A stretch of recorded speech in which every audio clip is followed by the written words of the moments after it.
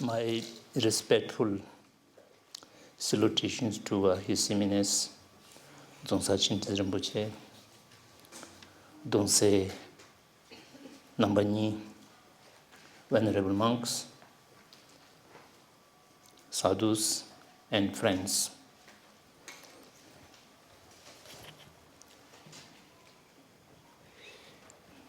The organizers asked me to speak on the tradition of Buddhist education or Buddhist Shiksha. I have several limitations.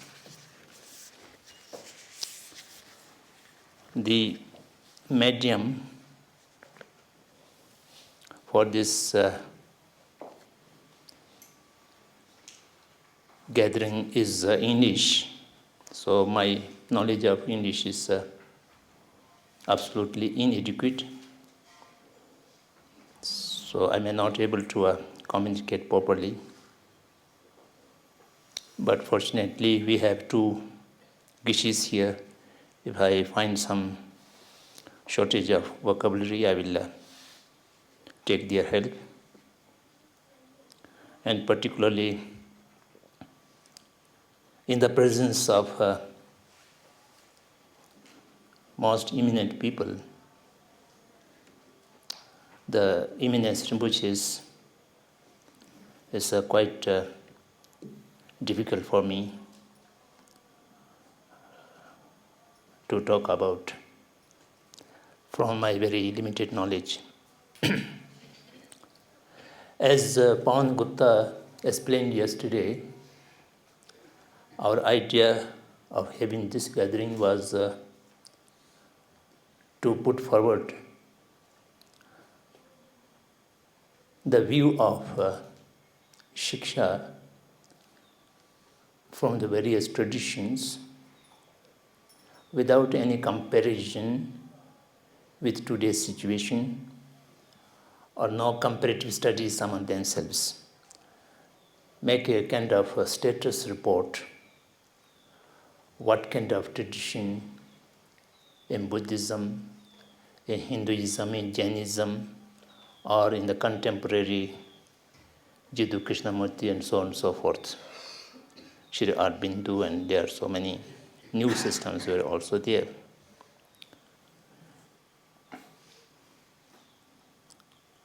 My presentation at this moment would be quite different from the very dynamic and thought-provoking presentations we have had this morning and just before the tea break. I will talk very limitedly what are the Tibetan traditional Buddhist looks at the system of Shiksha.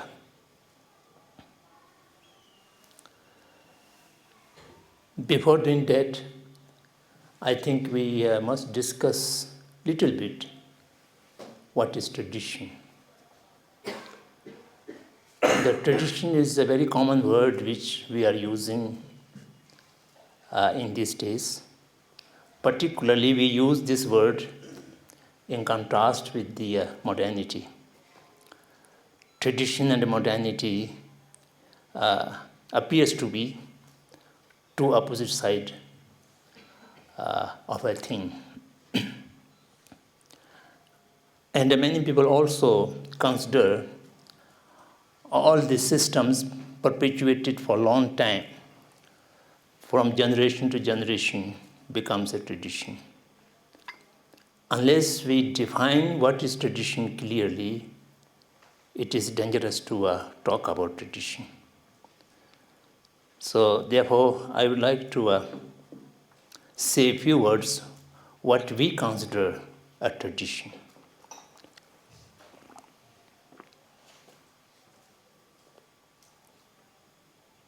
There are many different definitions about tradition, but one of the not very recent but recent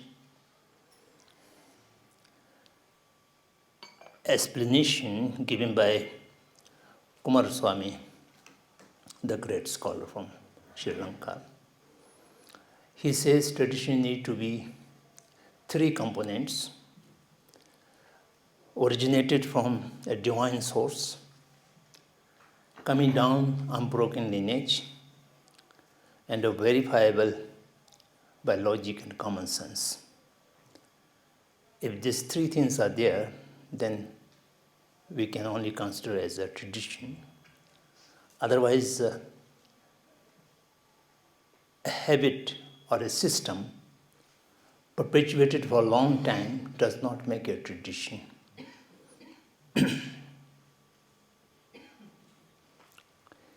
Tibetan people, particularly in a very high altitude, do not take bath. Not only for a few years, but generation to generation, they do not take bath. That's not a Tibetan tradition. It is something habit. In Hinduism also, in the beginning, there was a division of responsibility or division of labor, and now it become a system of caste or varan, color. That is not a part of tradition, but it is a corruption which entered into a system and then perpetuated from generation to generation. And there are many other things, social, political systems. Marxism is not a tradition. Communism is not a tradition. Capitalism is not a tradition, because they are not originated from a divine source or an authentic source, if I use the Buddhist terminology.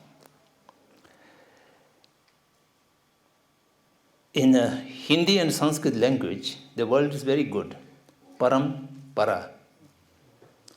Param refers to the ultimate, and para refers to the unbroken lineage.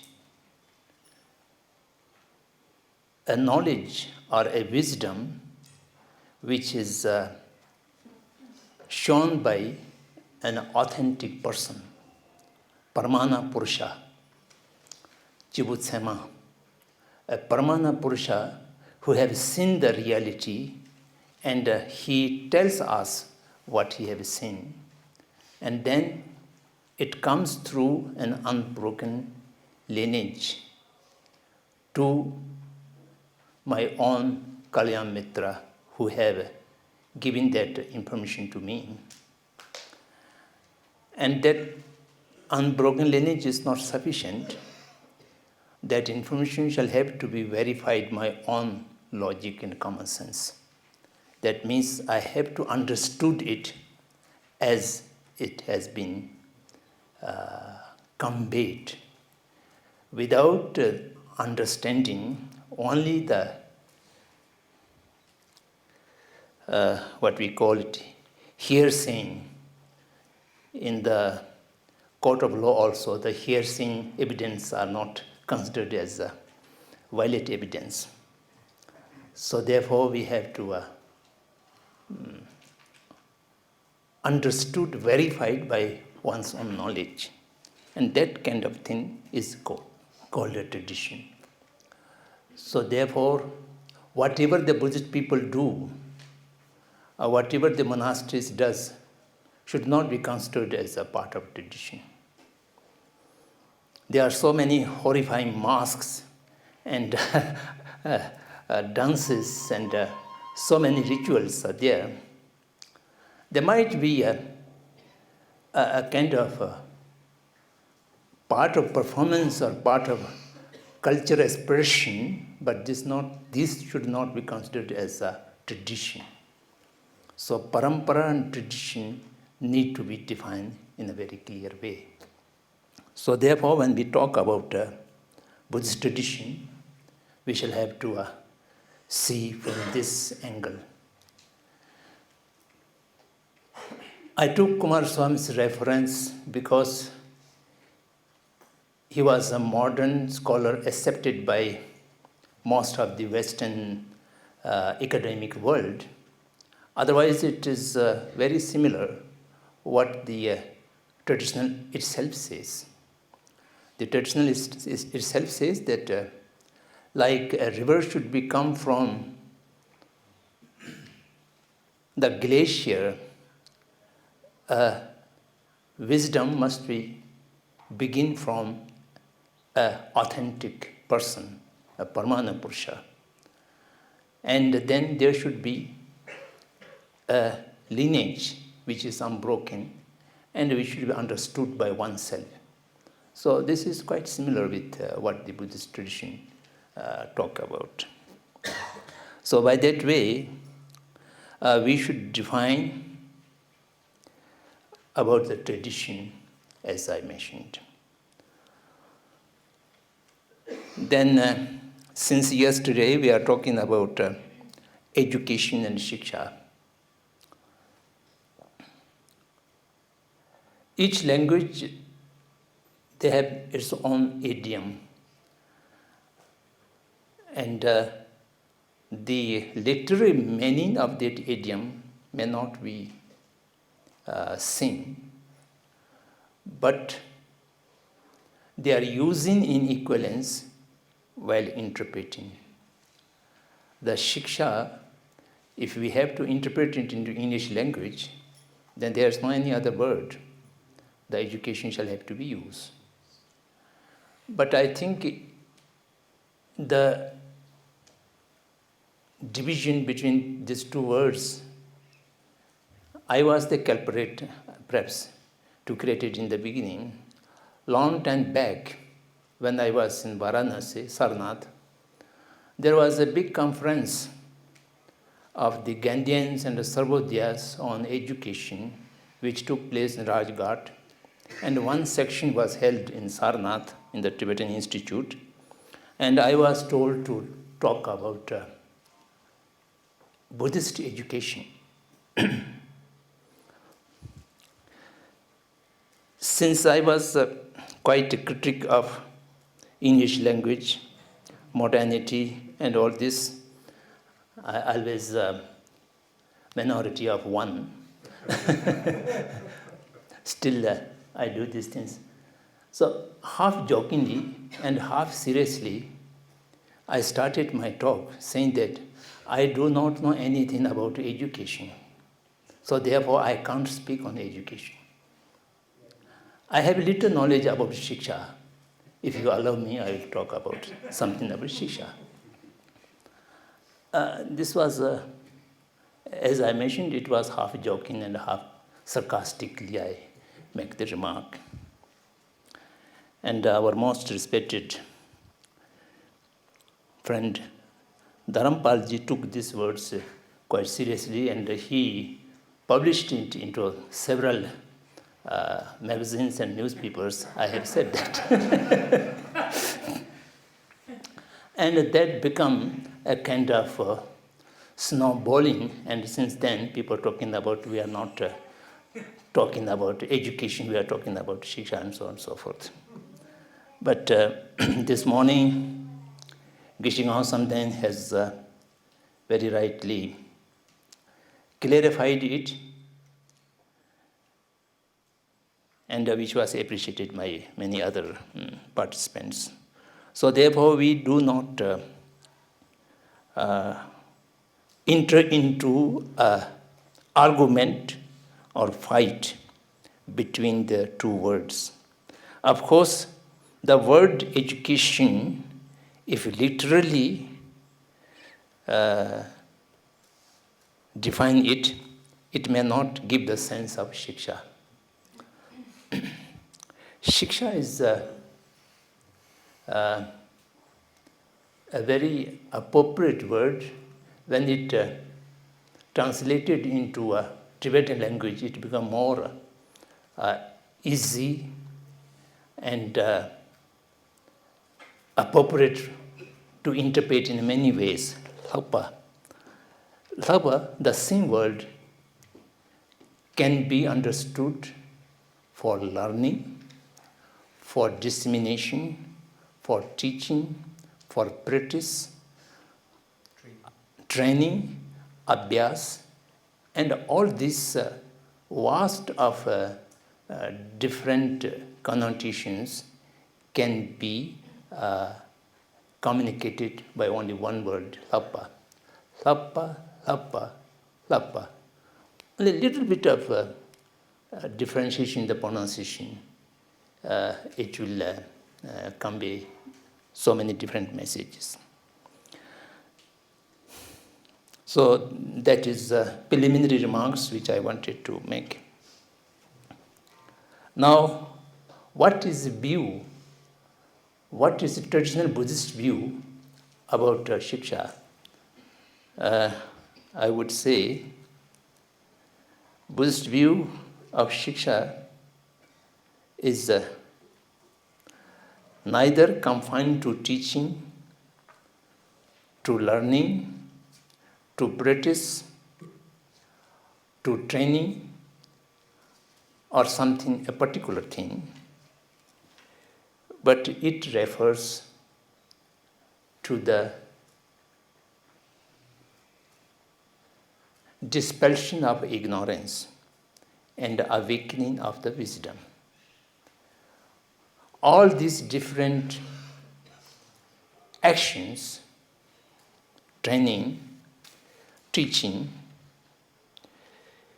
instruction, practice, meditation, arguments, dialogues, examination, analyzation, all these are ultimately aimed for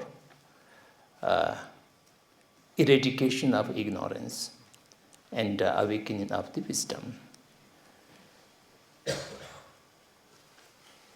Eradication of ignorance and awakening of wisdom cannot come through passing the information. Number one, it cannot come through indoctrination, definitely not through indoctrination. It cannot come through brainwashing. It cannot come through by influence or persuasion or arguments and requests or whatever it may be. That dispelling of the ignorance shall have to be come through the awakening of the wisdom. It is automatically with each other. Why we need to awake? Why the human intelligence need to be awake? Because human beings have been called as a Purush. The Purush is not only the Purushan Stree, the whole mankind is referred in Sanskrit as a Purusha. The literal meaning of Purusha is able and having potential. What humankind has a potential different from the animal world and other realms, because the humankind has a potential to discriminate the right and wrong. And that kind of wisdom can be achieved by human effort. And all these sentient beings have the seed of wisdom. Therefore, from the Buddhist viewpoint, equality of all sentient beings is on the basis of potential of awakening, not basis of the present position. So that's why entire sentient beings are considered as a potential of a Buddhahood, a potential of having potential of awakening. And that potential is equal to each sentient being, but only the humankind is able to awake that. The other realms does not have that kind of power or the ability. So that is why the humankind is called Purush. And therefore, the Purush can do long-term benefits and can achieve long-term objectives and can think of that.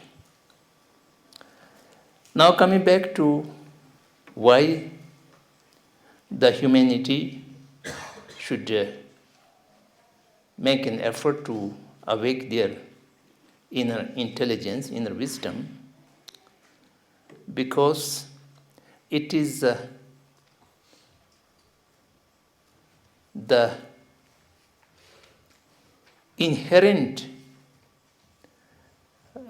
nature of every sentient being who do not like suffering, misery, and like happiness and freedom. Not liking sorrow and liking happiness is inherent in all sentient beings. And therefore it is their right as well, their birthright, to pursue freedom from suffering and to pursue, achieve peace and tranquility. That's their basic right, which cannot be violated by nature or by man's force, whatever it may be.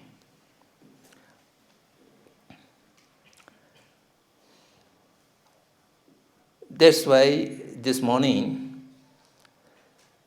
Professor Samdhong has very beautifully mentioned about the teaching of Four Noble Truths. Four Noble Truth begins from the truth of suffering, because that need to be eradicated. And how to eradicate is to identify the cause of suffering and then find an antidote to the cause. And by practicing that antidote, the cause is eliminated. By eliminating the cause of suffering, then can achieve the freedom from suffering. This is a natural sequence, natural cause and effect. This is very simple.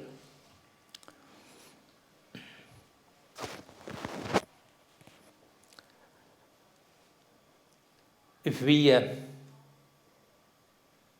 sum up what is suffering, the suffering can be categorized in two different kinds.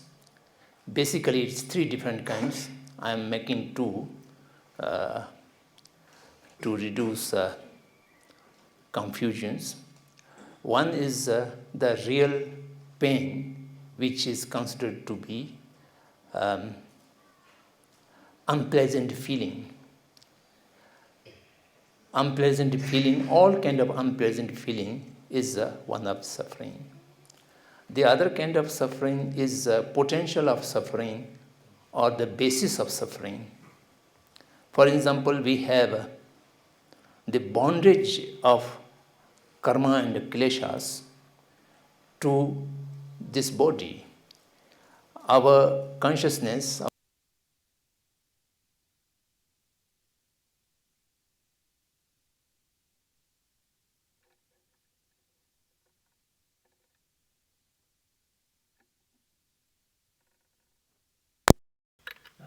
within the capacity of the force of karma, the ordinary people cannot be there. So therefore, the bondage is the basis of unpleasant feeling and suffering. then the unpleasant feeling, the pain, the real pain, in the ordinary sense also we categorize as a pain and as suffering. There are also two kinds of this life suffering and suffering which might be perpetuated in a life after life. Considering that you are accepting the continuity of life.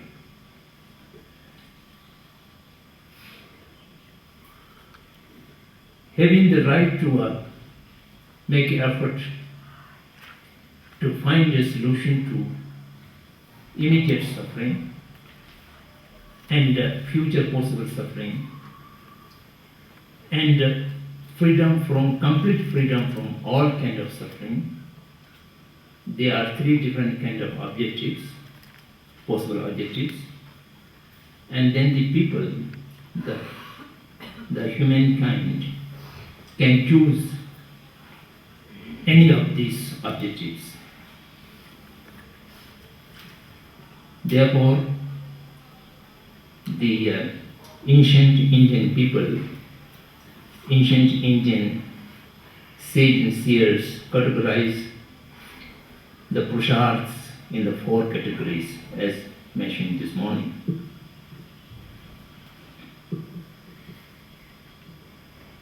Calm and earth is only for this life, ihik jivan. Dharma and moksha, that is in continuity life and in ultimate sense. So by this way, the ancient Indian Buddhist scholars has categorized the humankind into three categories: the ordinary person, the medium person, and the great person. Adam Purush, Madhyam Purush, तथा Uttam Purush. How categorize this? The Adam Purush means who only think about the next life, coming next life, and how to avoid reborn in lower realms and to have a good realm in the next life, so that he may not get suffer in the lower realms. That man is of Adam Purush. And the Madhyam Purush is not only caring for the coming lives and thereafter lives, but who is looking for a permanent solution to the worldly circle between birth and death, and reborning by the force of karma and kleshas. And for that, a cessation of karma and klesha and achieving a nirvana, the state of nirvana, state of moksha, that is the Madhyam Purush. The Uttam Purush means who is not looking for self-salvation and achieving nirvana only for oneself, but to serve entire sentient beings. And for serving entire sentient beings, we cannot do at this moment. Only if you achieve the Buddha nature and having the omniscient Sarvagyan and all the Buddha's powers. So therefore, in order to serve entire sentient beings, for aiming to the achievement of Buddhahood, that's the Uttam Purush.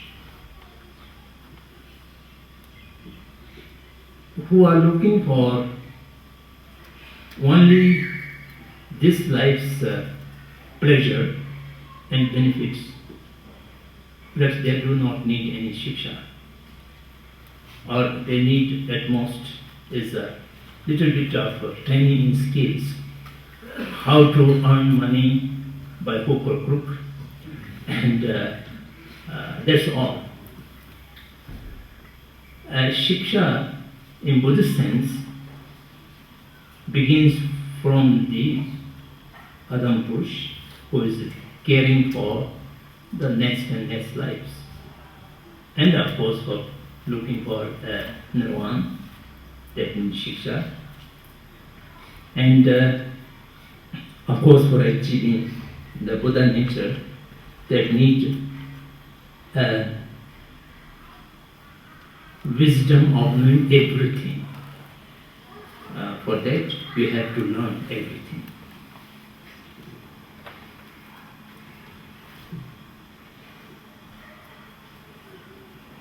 So, the objective of Shiksha is to dispel the ignorance in order to achieve some of the objectives which are inspiring for the Adam Purush or Madhyam Purush or Uttam Purush. And for that matter, you need education, you need Shiksha. And now, how to impart that Shiksha?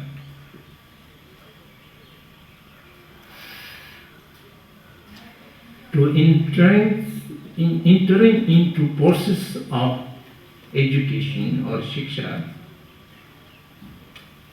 Swadhyaya or self-study is not enough. That will not able to achieve wholesome education. Now here comes the tradition, because we do not have the power to see all the unknowing things. Some of things we can see from our ordinary perception. There are many things which are not perceivable by ordinary perception. They need to be inferred through a logic, through reasoning. And more subtle things, they need to be inferred through words of the authentic people, the Paramana Purusha. So therefore, without a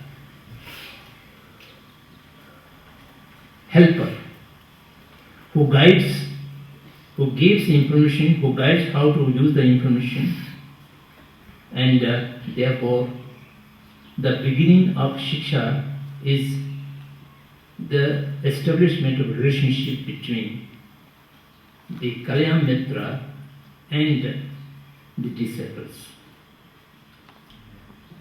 Of course, in the Buddhist canon, the word of Guru is invariably used, but the majority of the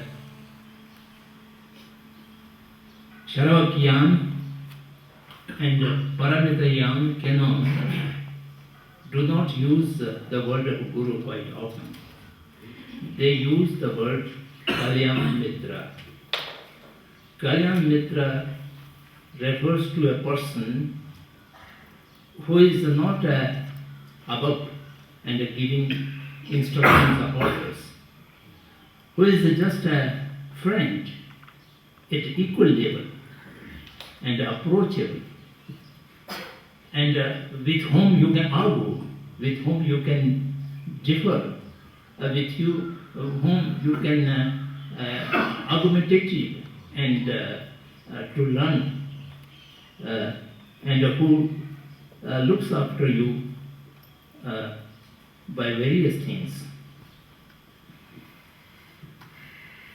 So therefore the relationship between the Kalyan Mitra and oneself is considered to be the entrance gate of Shiksha.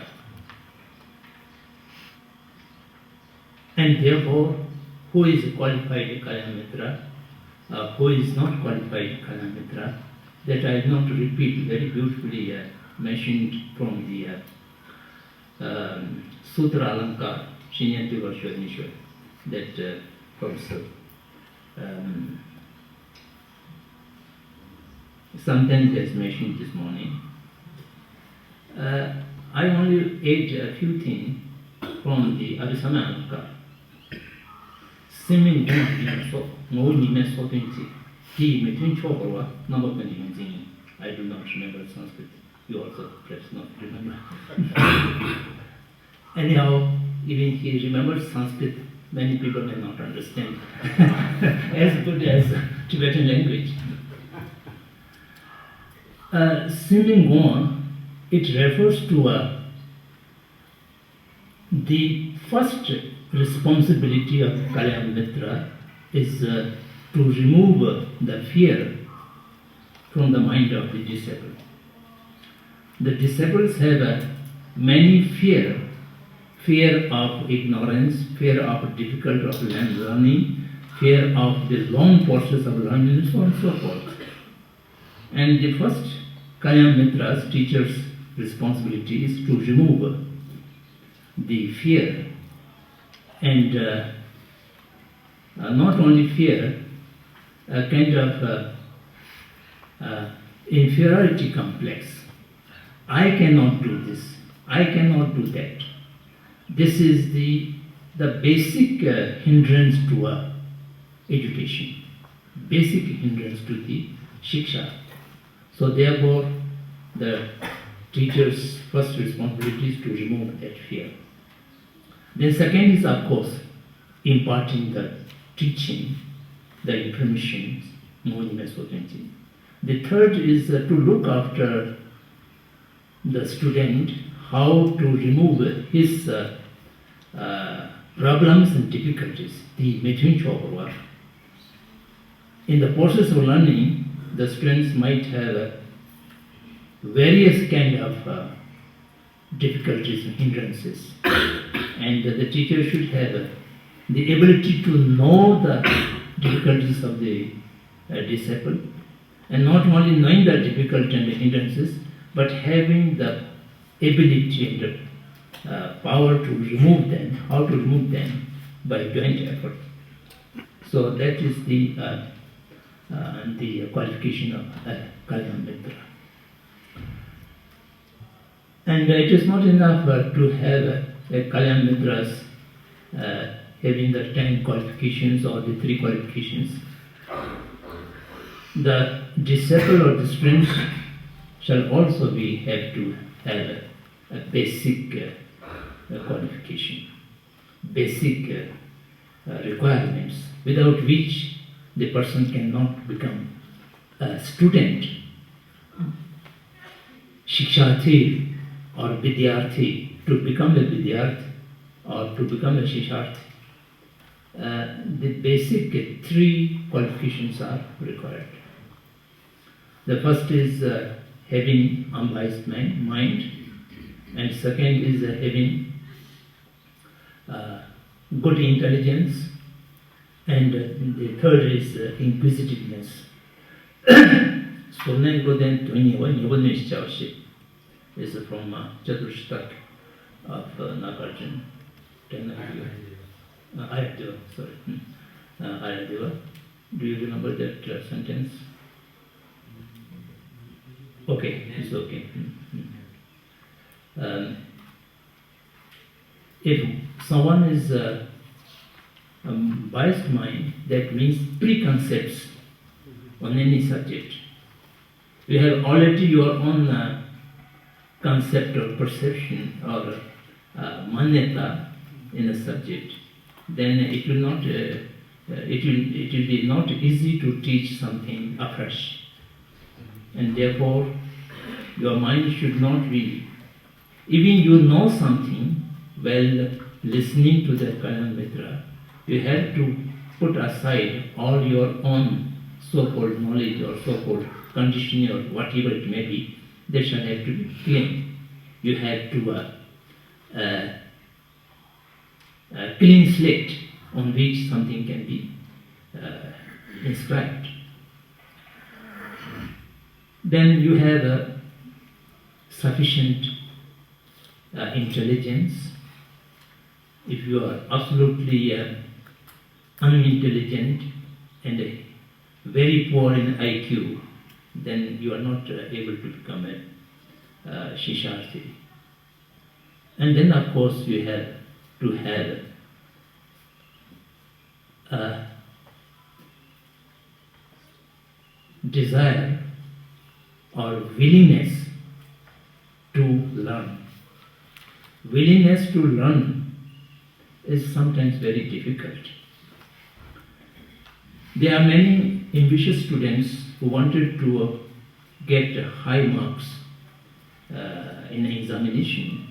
They do not have willingness to learn. They only have willingness to remember and just omit it in the time of examination and having nothing to do with their life. And that is not willingness to learn. Willingness to learn means to inquire into it spiritually in order to improve one's own mind and in order to reach seeing the things ultimately as it is. So for that kind of willingness, it must be there. Then the question comes, then there will be very few qualified students.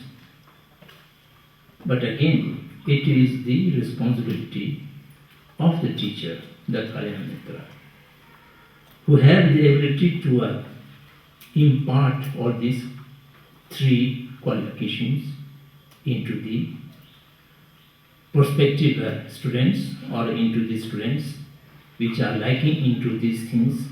They shall have to be giving or imparting or creating this kind of qualification in the student's mind. That is also the responsibility of the teacher.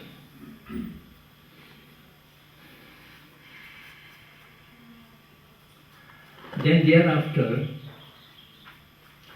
the Shishatri has the all qualifications to be a Vidyarthi, and the Kalyana Mitra has all the qualifications to be a guide or to be a teacher.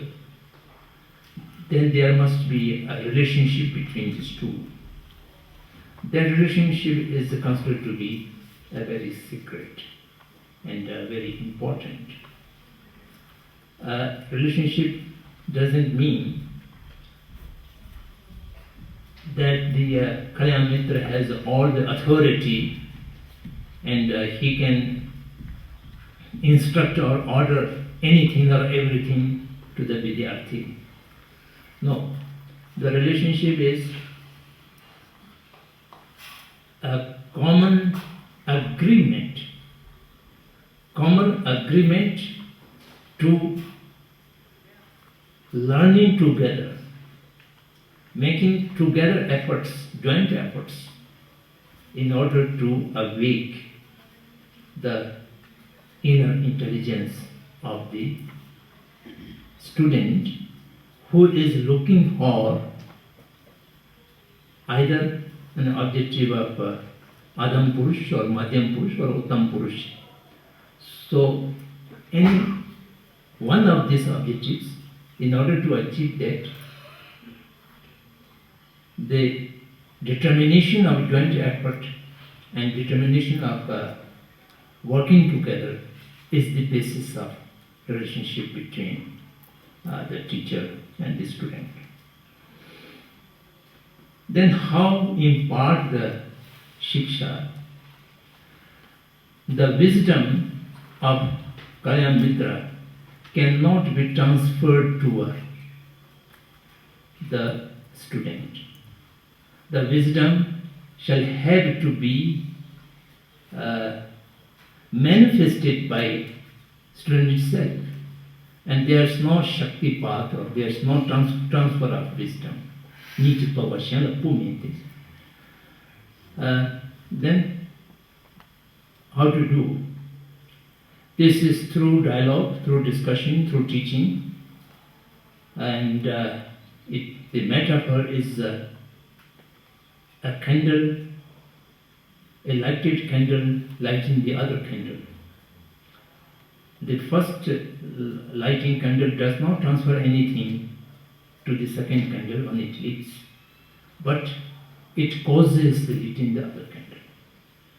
So the Kalyan Mitra shall have to have the capacity and the potential, the power to cause the awakening of the wisdom in the student's mind. Having said that, now what is the real process of education? The real process of education is, as mentioned this morning, there are only three shiksha, threefold shiksha, the Shila, Samadhi, and the Pragyan. Shila, Samadhi, Pragyan, for achieving a moksha or Buddhahood, of course, you will require all these three in its fullest manner. Otherwise also, even learning something ordinary skill or ordinary knowledge, we have to have all these three, not in a real sense, but like of these three disciplines. Otherwise, you cannot do anything. Even learning calligraphy, how to write a letter, you have to have observed certain discipline, how to catch the pen, how to hold the paper, and how to move. All this you cannot do whatever you like. There is certain discipline. And at that time you shall have to concentrate. Your eye and your mind shall have to concentrate how you write.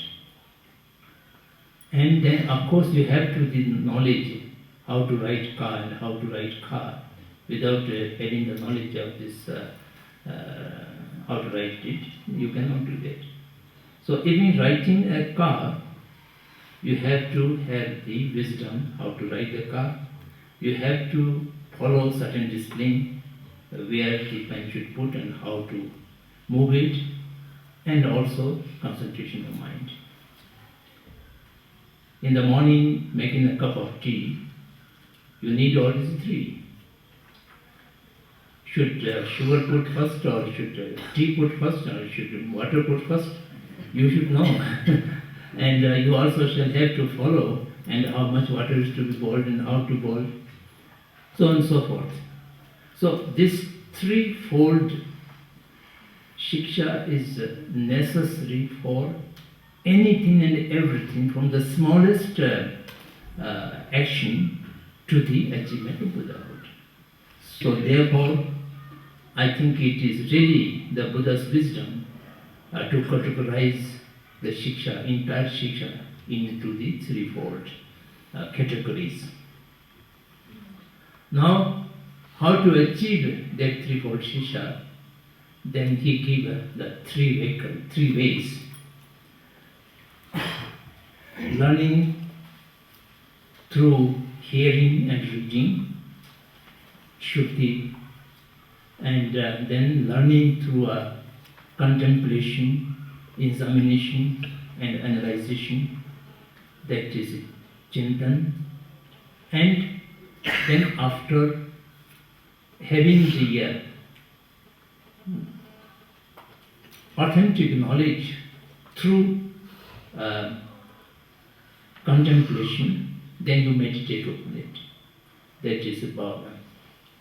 So then real education, real shiksha comes thereafter. The hearing gives you the chintanmaya pragyan. That means a wisdom which is created by hearing. And then that is a borrowed knowledge. It is just heard or read from somebody else.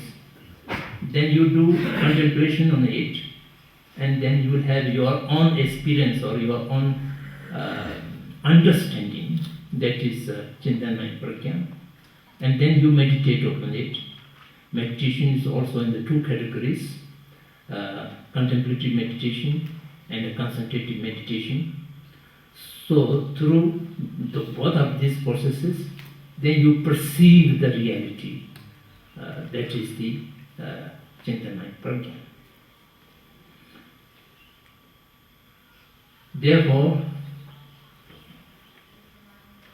the Buddhist viewpoint of having shiksha is, first of all, to have a teacher and taught relationship, and secondly, the student have his or her own qualification for becoming a shisharthi or student, and thirdly, go through the process of the threefold shiksha through the process of hearing, contemplation, and meditation, and finally the realization.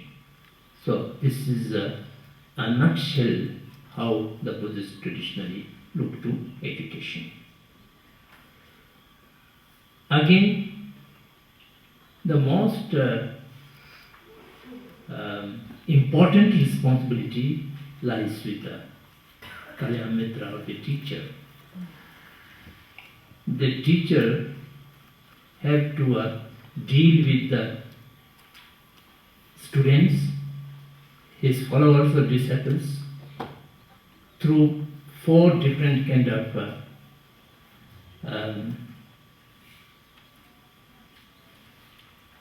skillful methods. The first skillful method is to look after the students' physical needs, worldly needs. If someone doesn't have a book, the teacher should arrange that book. A student is lacking food or clothing or shelter. That also comes the responsibility of the teacher. We have a saying in the Tibetan language, To Gu Chusung. The teacher shall have to give food, clothes, and teaching, all three co-agenda.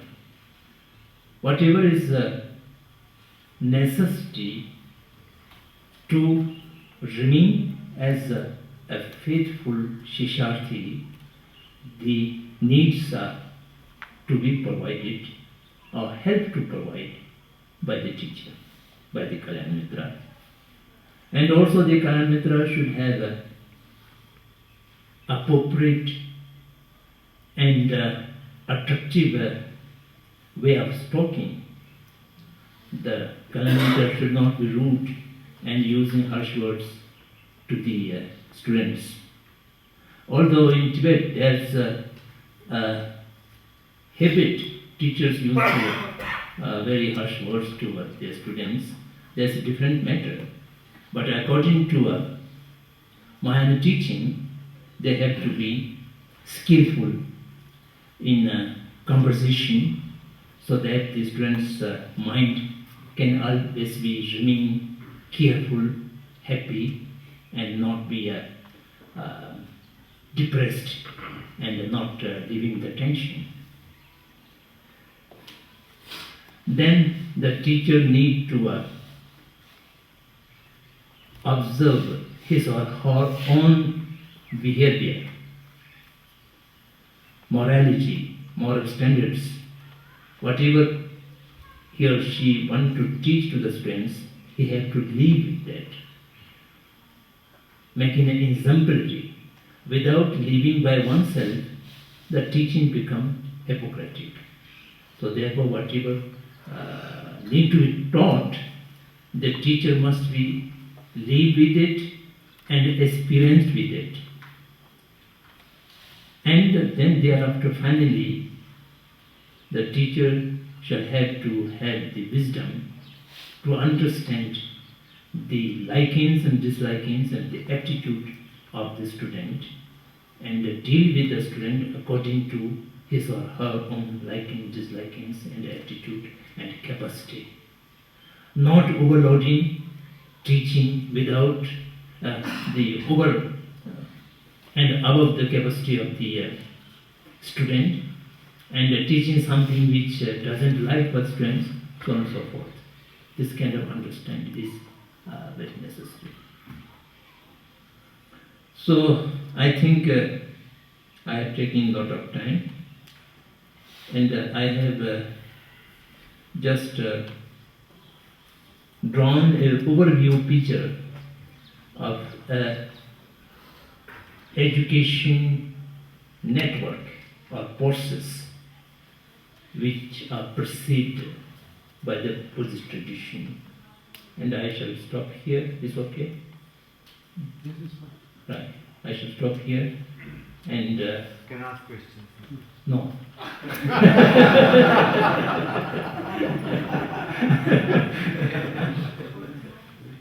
We are in the Krishnamurti tradition.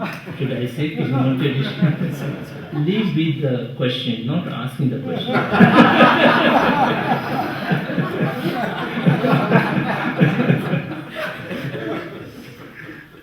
Sorry, I welcome any comments or questions, challenging or clarification, whatever. Simple question. You take the mic. I very much appreciate basically the way you have put the things, like beyond doubt. What occurs to me is that if you see the history of man, say 2000, 5000, whatever is there, many a times it has happened that the Kalyan Mitra unconsciously has become an authority. Because that's a tendency of the human beings to possess others, to control others. This is one. Now that has gone to another end of modernity today, which I really wish to share with you, and I hope you can guide us. Today what has happened is that the computer has become a better teacher on account of excess of information that the computer, the net, the mobile phone, the communication which is there in all that. Now in this no Kalyan Mitra, computer replacing it, the students today, they go in a kind of isolation. And in that isolation, the greater chance of a brain undergoing depression has increased tremendously. I would like you to really respond to this, what actually is happening now. Sorry for the long question. No, it is not long question, it is an appropriate question. Kalyan Mitra must have the capacity to understand the aptitude and the requirement of the student. A student which needs an authoritative Kalyan Mitra, then there should be deal with it with authority and with a kind of dictatorship. It is not the arrogance of the Kalyan Mitra, but it is the requirement of the student. How dealt Narupa by Tilopa and how dealt Milarepa by Marpa is horrifying. Almost in the modern terms, it may say that the teacher is violating the students' human rights, and they might go to the Human Rights Commission. But that was the requirement of the student, and that is exactly what requirement of the student is known by the teacher.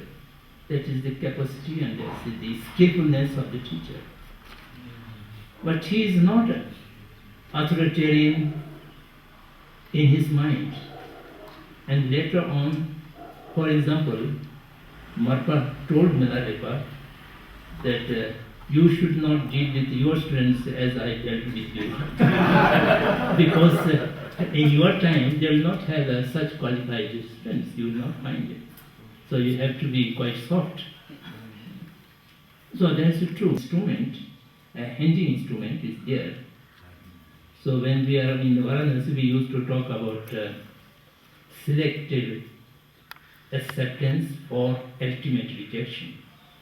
Computer comes in that category. We have to accept for some time as selectively, but ultimately we have to reject it. Computer only can impart information, not wisdom. Nor it can cause awakening of your wisdom. It can only aid information to your brain system. And as we input information in the computer, and that kind of information can input by computer in your brain, and that input information in your brain can never be a source of awakening of your inner intelligence. I'm making this statement quite, what I should say, arrogantly, but It's necessary. but I'm hoping to anyone who proves to me that computer can substitute a Kalyana, then I'm ready to face it. Then you will buy a laptop.